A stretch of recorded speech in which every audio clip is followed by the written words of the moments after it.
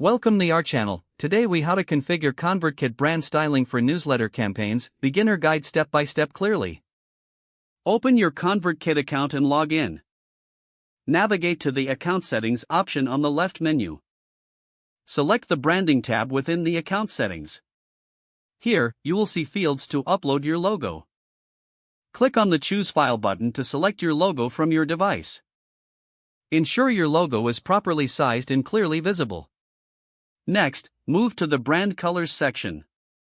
Select your primary color by clicking on the color box.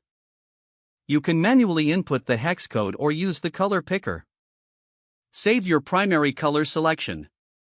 Now, proceed to set your secondary color. Repeat the same process you used for the primary color. This helps create a cohesive look for your newsletters. Scroll down to find the Font Settings section. Choose your preferred font for headings and body text. Ensure the fonts align with your brand identity. Next, you'll want to set up your social media links. Input the URLs for your social media accounts. This will allow readers to connect with you beyond the newsletter.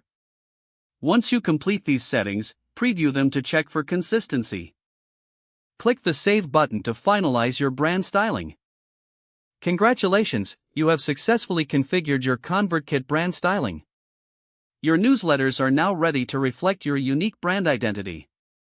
If the page does not load, refresh the browser or try again in a private or incognito window. Make sure you are using the correct email address, then retype it carefully to avoid small typos.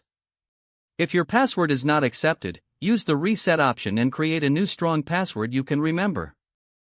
Check your spam folder for verification or security emails, then complete any requested confirmation steps. Enable two-factor authentication if available to improve account security and reduce unauthorized access risk. Don't forget to like this video and subscribe to our channel for more step-by-step tech guides.